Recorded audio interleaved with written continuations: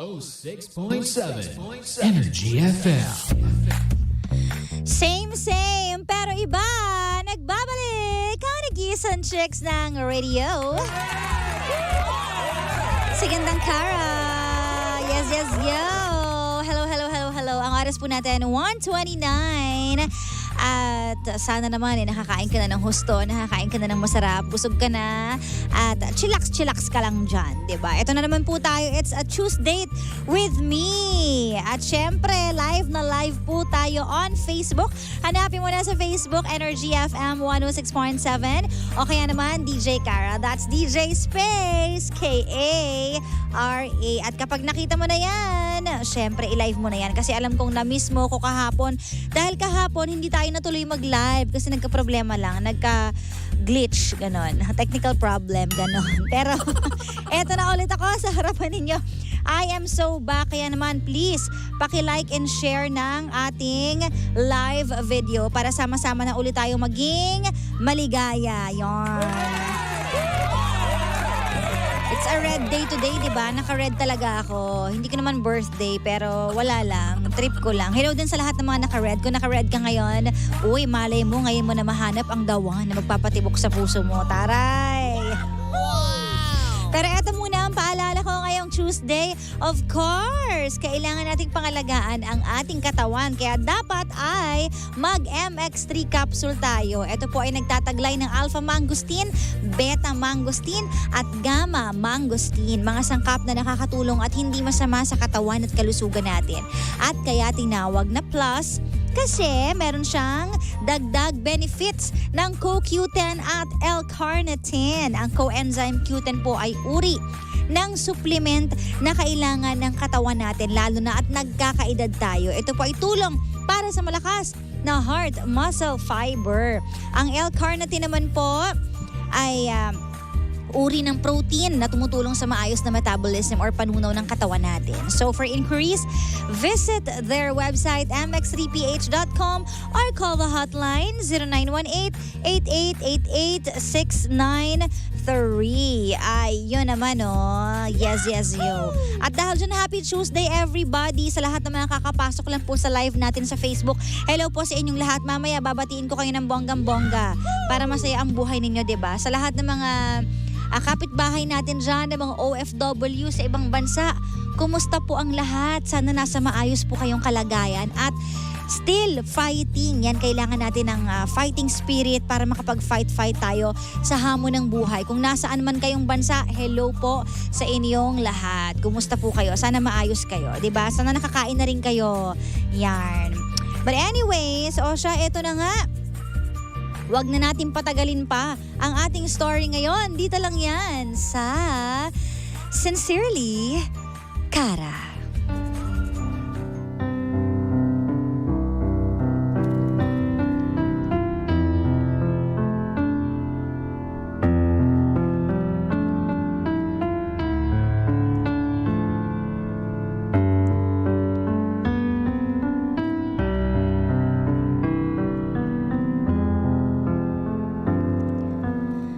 Na-experience mo na ba na manghinayang sa isang tao? Yung tipong hindi mo nasabi ang nararamdaman mo, hindi mo na i-push kung anong meron kayo, kaya naman naging the one that got away na lang siya. Tapos, looking back, manghihinayang ka kasi sana pala pinurso mo na lang or may ginawa kang paraan. Gaano nga ba kasakit yung magkaroon ka ng the one that got away? Ito ang story ni Luna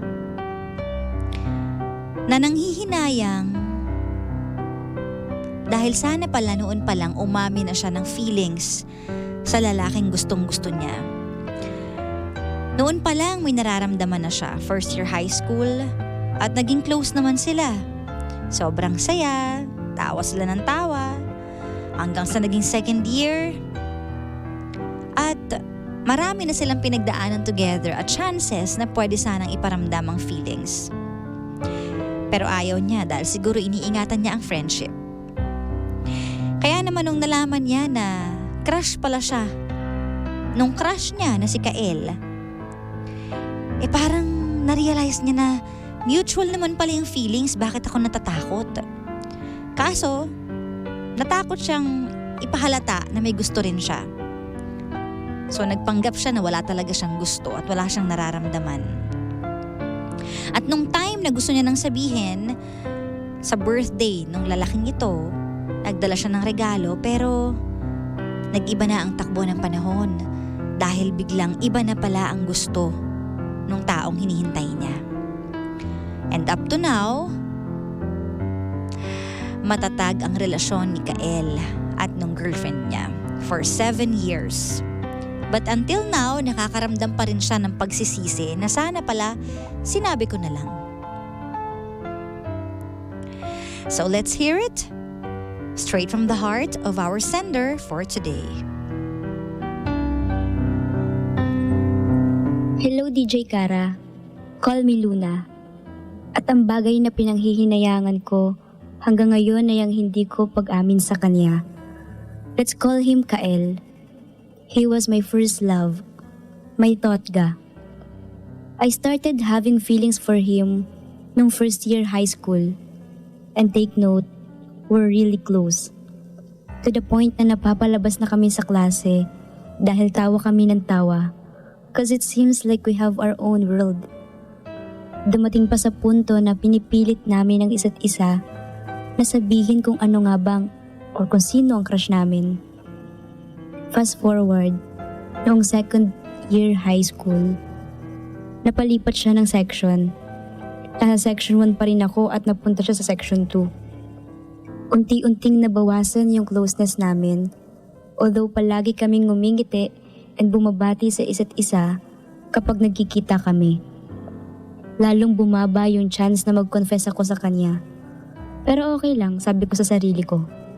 Maybe next year, mapapalik siya sa amin sa section 1. Summer after second year high school, my friend told me na sabi raw sa kanya nung kaibigan ni Kael na lalaki na umamin si Kael na since first year high school ay crush niya na ako. Nung nalaman ko yun ay sobrang nanlamig ako. Mutual yung feelings namin. Gustong gusto ko siyang i-chat noon pero nahihiya ako. Ayokong magmukhang desperada sa kanya. Ayokong ipahalata na ganun ko siya kagusto. Kaya sabi ko sa sarili ko ay iintayin ko na lang ang third year high school bago ko ipagtapat sa kanya ang lahat. Gusto ko sa birthday niya, para special. Yung birthday niya kasi is 3 months after back to school. Fast forward ulit kinabukasan na yung birthday niya. I bought him gifts, lalo na yung pabango ko na so in love na gustong gusto niya. Sobrang ready na ako mag-confess sa kanya. And since magkatabi lang yung classroom namin, nag-abang ako sa pintuan ng classroom namin para tanaw ko kung padating na ba siya. After ilang minutes, nakita ko siyang nagmamadali papunta sa classroom nila. Tinawag ko siya pero tinanguan at ninitian niya lang ako. Then after nun, lumabas siya ng room nila at sinalubong niya ang mga katropa niyang kasama yung kaklase niyang babae na itago natin sa pangalang Kyla. Binigyan niya si Kyla ng bouquet of flowers and chocolates. Tapos dumukot siya sa bulsa niya ng nakabox na something. Necklace pala. He asked her kung pwede siyang manligaw. And pumayag si Kyla. 7 years and counting na sila ngayon. Ako, ito. Nagkaka-boyfriend pero lahat abusive. Nagsisisi na hindi pa ako umamin agad kay Kael noon. E di sana ako yung kasama niya lagi ngayon. He's such a good man. Sayang hindi ako nag-confess agad. Aray naman, sayang hindi ako nag-confess agad. Sino dito ang nakarelate? Na hindi nakapag-confess kaya napag-iwanan. Naka, sakit ah. Ito, basahin natin yung mga comments ninyo sa ating Facebook Live. Sino dito ang merong totga? At sino dito ang may chance na sana pero hindi ginawa kaya ngayon nagsisisi? Ano nga ba ang masasabi niyo sa story ni Luna? Na hanggang ngayon, mahal pa rin niya yung first love niya, yung kanyang the one that got away. Kaso, Ini-imagine niya siguro na sana ako yun, no? Pero hindi na. Nasa ibang babae na tapos 7 years sila hanggang ngayon. Ay! Sayang talaga ang mga chances in life. Sige, comment down. Sabi dito, sayang naman. Dapat kasi inamin mo na that day na nalaman mong gusto ka din niya. But then, wala kang magagawa kasi going strong ang relationship nila ng GF niya. Move on ka na lang, be. Malay mo may nakalaang tamang tao para sa'yo. Sabi ni Jane. Ito pa. Sayang naman, Luna. Sana noon pa inamin mo na ang tunay na feelings mo sa kanya para alam din niya ang feelings mo. Malay mo pareho kayo ng nararamdaman na sa huli talaga ang pagsisisi. Kung noon mo inamin, ang totoo, edi sana kayo na hanggang ngayon. Sabi naman niya ni Rhea. Yan. Nako, mahirap talaga kapag meron tayong regrets. Si Luna nasa senior high. Charot. Nanonood kasi ako niyan eh. Sige, basa pa tayo ng ibang comments dito. Hello, ang pagsisisi ay laging pong nasa huli. Sinayang mo yung pagkakataon na nasabi mo sana sa kanya nung una pa lang ang nararamdaman mo sa kanya. Sabi ni Ate Cynthia. Oo nga naman, una pa lang sinabi mo na. Pero wali. Ay, grabe naman tong comment na to 11 years nga naaagaw pa eh. Naghihiwalay pa. Sila pa kayang 7 years lang. Charis. Comment to galing kay Melody Maranan. Pero wag mo nang agawin, wag mo nang tangkain. Hayaan mo na sila. Pero totoo yung sinabi niya, nag-agree ako dyan. Na yung iba sobrang tagal naghihiwalay pa, diba? Pero wag ikaw yung maging cause ng hiwalayan nila. Hayaan mong sila. Maghiwalay sila on their own. Kasi pag ikaw, bad yun, ha? Masaya na po si Kael. Makakahanap ka rin ng para sa'yo. Sabi naman ni Ate Marites. Let go na daw ika nga. Kasi masaya na siya eh. Wala ka na magagawa. Hindi mo na maibabalik ang nakaraan. Diba no? Ito sabi sisi pa more. Sabi ni Arvelin. Grabe naman yung sisi pa more. Sayang naman, hindi mo agad inamin. Pero siguro mas mabuti na hindi ka agad umamin dati. Baka gawin niya pang advantage yung sitwasyon kasi ang bilis niyang nagbago. Ang bilis niya nagbago yung crush niya. Baka nasaktan ka lang, sabi ni Ate Ana May. Ang bilis nga naman daw nagbago. Meron agad. Oo nga naman. Ba't nga ba ang bilis magbago? Di ko rin alam eh. Yan. But anyways, hay nako, sabi pa dito, antay ka lang ng tamang tao. Sabi ni Ate Marilu. Pero balikan natin yung mga moment na may mga gusto tayong sabihin sa isang tao pero hindi natin lagi nasasabi. 'Di ba? Parang ang hirap nun yung pagkakataon na gusto mo na mag-reach out sa tao kasi may nararamdaman ka na, may feelings ka na, pero hindi mo kaya. Yan yung mga nangyayari na sana pala ganun ginawa ko, sana pala sinabi ko na, sana pala hindi ako nahiya, sana pala hindi ako natakot. Anday mong sana. Tapos, i-wish mo na lang na sana bumalik ako dun sa pagkakataong yun. Kasi siya talaga yung gusto ko. Pero wala na. So, ngayon pa lang, lesson din sa atin lahat na pag may gusto tayong sabihin, speak it up. Speak your mind. Speak your heart. Huwag ka na mahiya, huwag ka na matakot. Ganun talaga eh. But then again, naniniwala din ako na kung hindi ukol, hindi bubukol.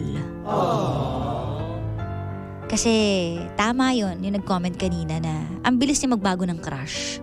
Parang nalaman mo lang na ikaw yung crush and then after a while, biglang may iba na siyang gusto. And it happens. Alam nyo kung bakit? Kasi bata pa eh. Yan ang kapag mga bata pa kayo na in love, nagmahal, malaki ang possibility na hindi magtatagal. Malaki ang possibility na magbabago ng nararamdaman. Kasi nga, bata pa kayo. Teenagers pa kayo. Diba? Ayokong sabihin na, bakit kami? Yung sabihin ng iba, bakit kami? Mula high school hanggang ngayon, kinasal kami pa rin naman. Totoo naman, nangyayari talaga yon, but not all the time. Kasi mas malaki yung factor na bata ka pa kasi, kaya magbabago ka ng feelings. So, mas marami pa rin yung nangyayari na ganun. Na nag-iiba ng nararamdaman, nag-iiba ng isip. Kasi di mo pa talaga alam kung anong gusto mong mangyari. Hindi mo pa talaga alam o ma-figure out, ito ba talaga yung feelings ko for you? Diba? But anyways, ito na yung tadhana. Dinala ka na dito ng tadhana. Hindi mo na nasabi. At hindi rin naman niya sinabi. So huwag mo din masyadong i-blame yung sarili mo kasi hindi rin naman siya nagtapat sa'yo. Hindi rin naman siya nag-risk. And ang katotohanan dito, pareho kayo na hindi nag-risk na sabihin ang feelings. Diba? Di mo sinabi sa kanya, di niya sinabi sa'yo. Kaya ang ending, walang nangyari. Alam niyo minsan it's all about risk having risk. Alam ko, risky talaga kapag nagtapat ka dahil hindi mo alam kung babalik ba sa'yo yung feelings o hindi. Pero kaya nga tinawag siyang risk. Ibig sabihin, willing kang tanggapin kung negative man o positive yung magiging outcome. And in our lifetime, naniniwala ako sa risk Lalo na pagdating sa pagmamahal. Diba? Ganun talaga. Sa pag-ibig, minsan talo ka, minsan panalo ka. Ang mahalaga, tinake mo yung chance. Tinake mo yung opportunity na masabi yung nararamdaman mo. Kasi kung hindi, marami ka talagang regrets in the future. At kagaya nga niyan, marami kang sasabihin na sana pala ganun, sana pala ganito. So iwasan mo na mangyari yon. Diba sabi nila nasa huli ang pagsisisi? So ngayon pa lang, gawin mo na para hindi na umabot sa huli. Sabihin mo na ang nararamdaman mo, iparamdam mo na yung feelings mo. And then kung hindi matumbasan, di bye. Diba? Alam ko mahirap yon pero ganun ang mundo Pag nireject ka, masakit man, tatayo ka ulit, at least wala kang regrets. Pero Luna, you have to move on na and to move forward kasi 7 years na sila. Alam ko naghihintay ka pa rin hanggang ngayon. Pero hanggang kailan ka maghihintay? Hanggang saan yung kakayanin mo? I-deprive mo ba yung sarili mong magmahal ulit? Diba no? Kung may dumating, di-entertain mo. Huwag kang mag-hope dun sa isang taong taken na. Kasi taken na siya. Mag-hope ka kung single siya. Pero dahil taken na siya, wala na tayong magagawa. Diba? Yan ang mahirap kapag meron tayong totga. May mga questions tayo na, what could have been? May mga iniisip tayong pinapangarap natin. Pero ganun talaga. Wala na tayong magagawa. You may lost him, pero you gained priceless lessons on love and life. Natuto ka naman. And sometimes, good things fall apart. So better things can fall together. Sincerely,